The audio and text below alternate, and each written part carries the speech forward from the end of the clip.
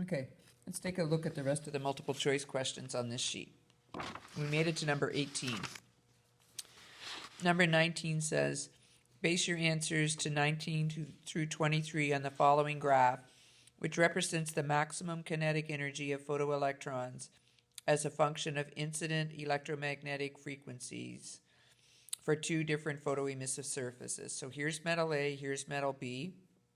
We can read their threshold frequencies off the bottom, right? This one is 1 times 10 to the 14th hertz. This one is 3 times 10 to the 14 hertz, okay?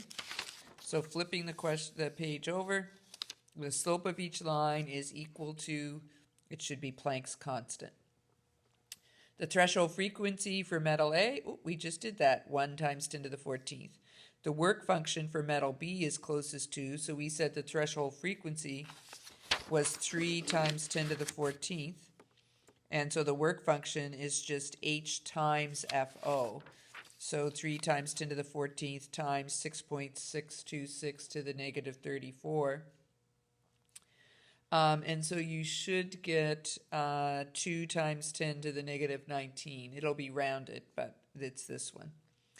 Okay, compared to the work function for metal B, the work function for metal A is going to be less. Why?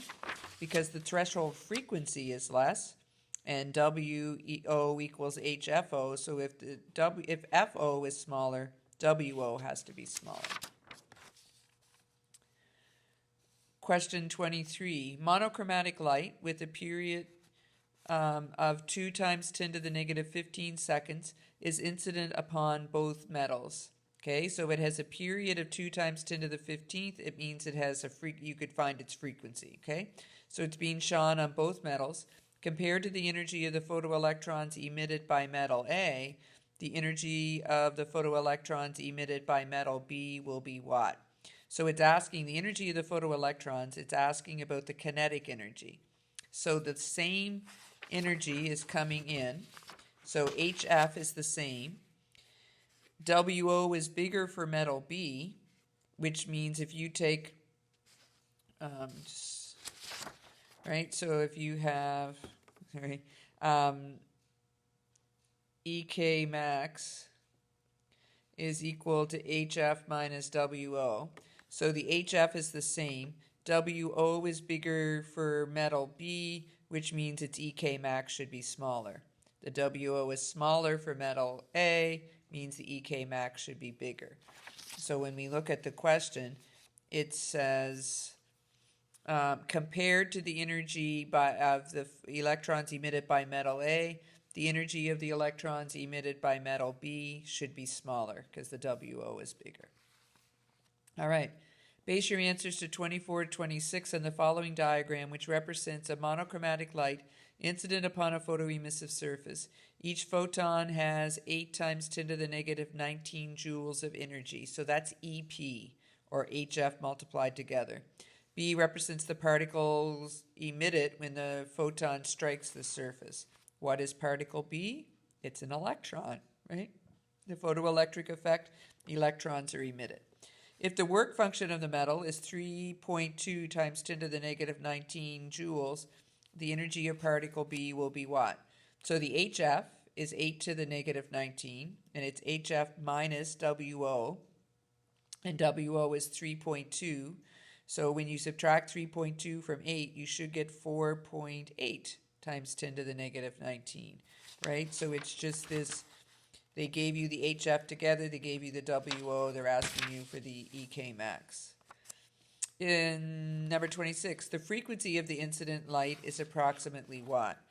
So they told you the EP, and now they're asking you for the frequency, so it's just going to be the EP divided by H. The EP was 8 to the negative 19 joules, and the H, of course, is 6.626 to the negative 34 joule seconds. And so when you do this, you should get a frequency of 1.2 times 10 to the positive 15 hertz. All right, number 27. Which formula may be used to compute the energy of a photon? Hopefully you know it's E equals HF. Compared to the energy of the photon of blue light, the energy of a photon of red light will be what? So you need to go to this chart. Blue light has a smaller wavelength than red light, which means it has a higher frequency, right? Because C equals F lambda. So blue light has a higher frequency, which means it would have more energy. So compared to the energy of photons of blue light, the energy of the photons of red light is going to be less. The energy of a photon varies directly with wavelength, directly with frequency. EP equals HF.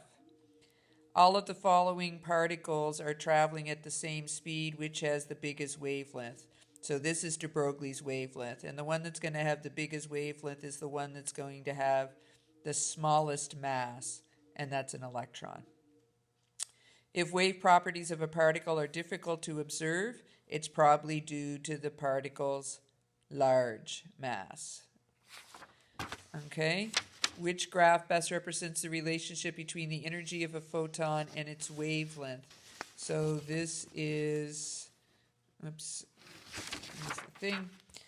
Okay, so P equals H over, no, let's try that again. P equals H over lambda.